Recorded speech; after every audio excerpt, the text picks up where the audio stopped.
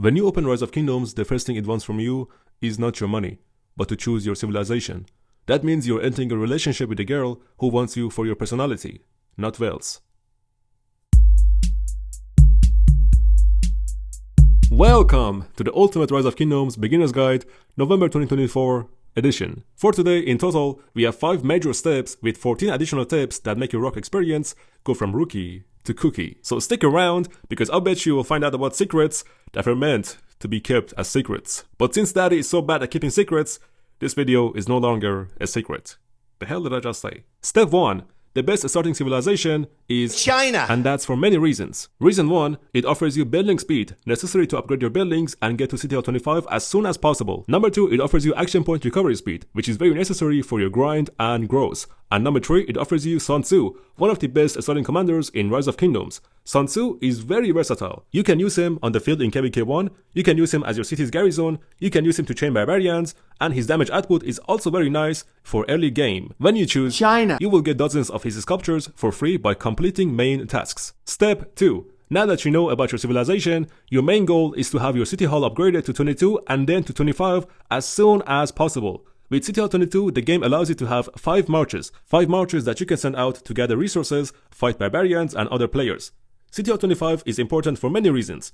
It's a requirement for many key buildings at max level, such as your academy to research T5 troops, Alliance Center for receiving more helps to reduce the upgrading time, Castle to receive more reinforcements, and again also a requirement for T5 troops. And City Hall 25 allows your commanders to dispatch more troops, which is essential for PvP and PvE battles. Also make sure you have 2000 gems saved up for a Master's Blueprint. You need this item to upgrade most buildings to 25 except the Scout Camp. Step 3. Now that you know about your city hall, your main goal is to have your VIP upgraded to 14 as soon as possible. That means you will have to skip upgrading your castle to 25 and focus pumping gems into your VIP level. VIP 14 is a must-have for many reasons. The most important one is you will get 3 gold heads per day. Gold heads are one of the hardest items to get in Rise of Kingdoms, especially for low spenders and free-to-plays. So 3 a day makes a huge, massive difference. So at the same time you're upgrading your city hall, you should focus upgrading your VIP level as well. You could do this efficiently and wait for events like More Than Gems and spend your gems into VIP during this event to get more gold heads and other rewards. So be patient, this event usually comes like once a month and you have exactly like 3 to 4 months before your very first KvK fight. If you cannot reach VIP 14 by KvK 1, that is totally fine, but try to reach at least VIP 12 for 2 gold heads a day. By KvK 2 or 3, you should definitely be able to reach VIP 14 even if you're free to play or low spender, as long as you commit spending your gems towards reaching VIP 14 and not other stuff like Castle, Wheel or other events. Once you reach VIP 14, then you have the freedom of spending your gems towards other important things like your Castle for T5 tech, the Wheel for commanders, or events like Hunt for History and Egg event for equipment blueprints. The reason why VIP 14 is more important than T5 is because if you fight with unmaxed or low skill commanders, you will go down in seconds regardless if you have T5 or not. You can fight as good as T5 with only T4 troops, which you can get to unlock once you reach City Hall 21. Believe it or not, on my main account, I'm playing this game for like more than 4 years and I'm still using T4 troops. My T5 are still locked in the academy, and that's for many good reasons which I'll get to later. But for now, all you need to know is that T4 is pretty reliable even in the endgame. Just to prove to you that I've done it, here are my humble stats, and I've only played in Imperium KvKs, and Imperium KvKs, well, it's where the big boys fight. So if I can do it, then you can do it too. This is of course from a perspective of low spenders and free-to-plays. If you're a high spender, then obviously you unlock VIP 14 or even 19 much faster, and you should ignore this step. Step 4. Now that you're settled with VIP, we can discuss commanders and equipment. There are already many guides on YouTube for which commanders you need to invest in according to where you are currently in the game. In early game like Home Kingdom, Province and KvK 1, you should focus investing on commanders who have AoE skill. Since in early game you are limited even on purple heads, then you should focus on these commanders: Sun Tzu, Bjorn Ironside, Baibars and Kusunoki. An exception that is not AoE is Belisarius. He is super fast and can give you an advantage to escape intense fighting scenarios. And to kill farmers, of course. About legendary commanders, if you're a spender, you can purchase Minamoto sculptures and max them from VIP, and you don't have to worry about him getting expired anytime soon because you can use Minamoto even in late and endgame with his amazing museum buff. For free-to-plays, I recommend you guys to skip investing in gold key commanders like Martel or 𝒟𝒹𝓬𝓼, because eventually you will max them for free from gold keys, so why spend your precious gold heads, huh? And most of them will get expired pretty soon, right after you finish KvK 2, so yeah. For F2Ps, I recommend you save gold heads and invest in YSG which comes right around start of 𝒟𝒹𝒹𝓎 1. He is a great AoE commander, which is used by many players even in the endgame. He is also very versatile, meaning despite him being archer, he can also be used with both cavalry and infantry commanders, and it still does a great damage. Plus, you can use him to chain barbarians in KVKs and grind resources, speed ups, and gems. There is one downside, however, and it's that in KVK 3, a much better and stronger YSG becomes available to you, and he is Zhuge Liang, a must-have commander for every player in this game. If you have just started with the game and you are watching this video, by the time you reach KVK 3 where a vast majority of powerful endgame commanders become available to you, the current meta might change. So instead of giving you endgame commander recommendations, I recommend you to always stay up to date by watching guides and many ROK content creator YouTubers here on YouTube. You can also catch up to latest updates and news just by being a member of countless ROK Discord channels. My Discord link is already available in the video description below, and I will link a few more where you can easily find the latest useful guides. Step 5, or the final step. Now that we have discussed the main key points in your long development journey, let's talk about a few tips and tricks that you can use to improve your gameplay and experience. Number 1, build a few farm accounts so you can have a reliable source of resource income.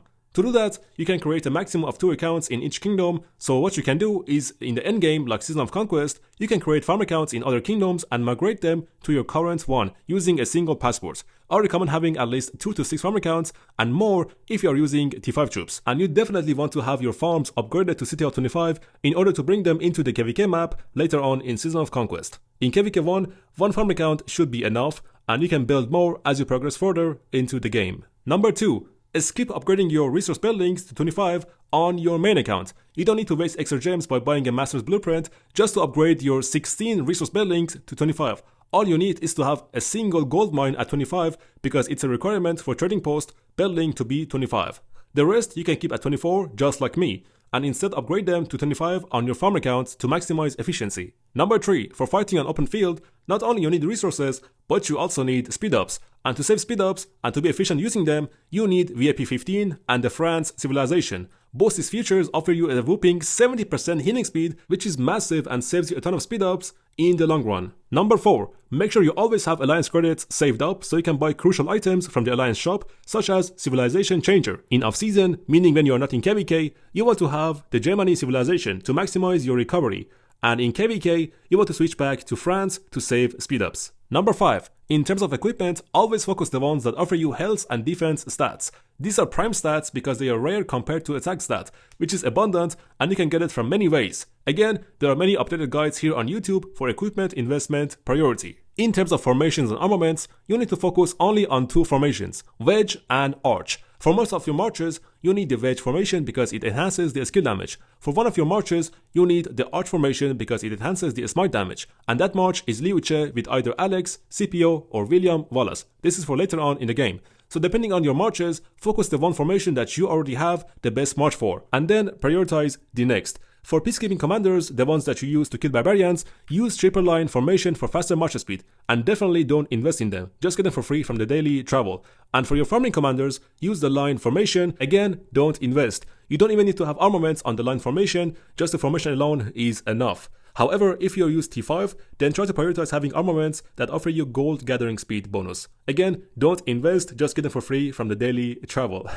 And only invest in the Wedge and Arch formation. That's it. Very simple. Number 6. In Super Early game, you don't need to research economy tech. You can get them upgraded for free by visiting villages. So make sure to send out your scouts to clear the fog and visit the friendly neighborhood villages. Also regularly send out your scouts to explore the caves because they offer you great rewards such as gems, VIP, action points, and speed ups. Number 7. If you missed the legendary city skin, Twilight Falls, back in KVK 1, you don't need to worry about a goddamn thing, because you can buy it later on in KVK 4 using conquest coins that you can get by researching Crystal Tech. Number 8. Back to equipment, avoid crafting any legendary accessories before you complete your legendary gear on all your field marches.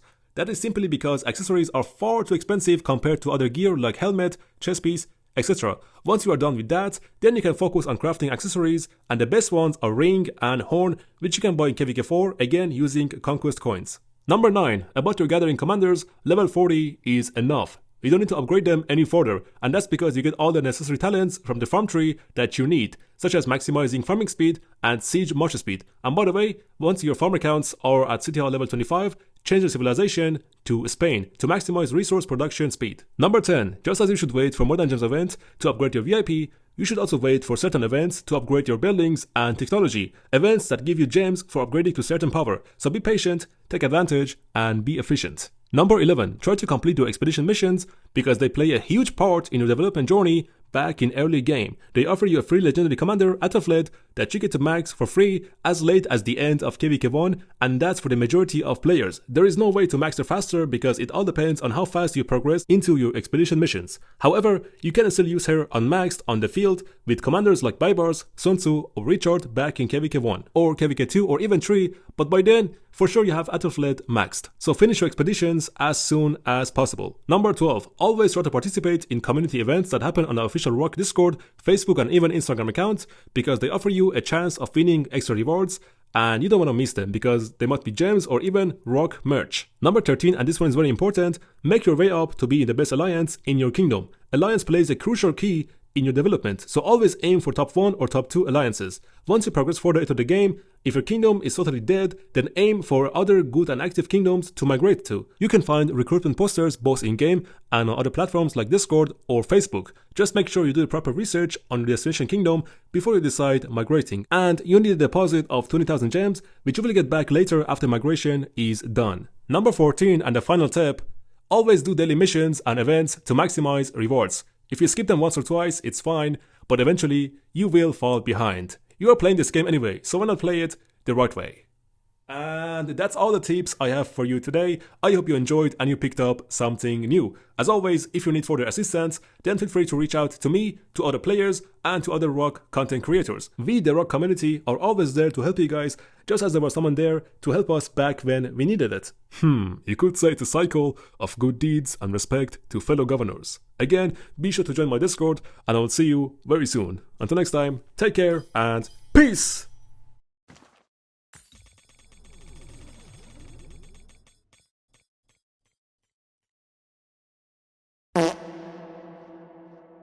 Stick it in my face like, haha, we got you, sucker. I really don't view it that way at all.